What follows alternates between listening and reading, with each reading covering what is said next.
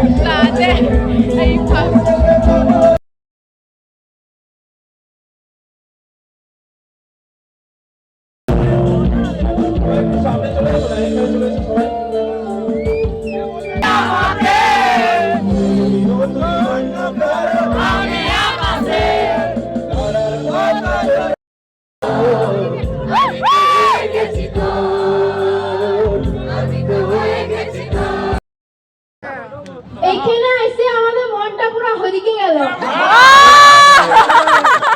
আমারও এখানে এসে মনটা হদিকে চলে গেল।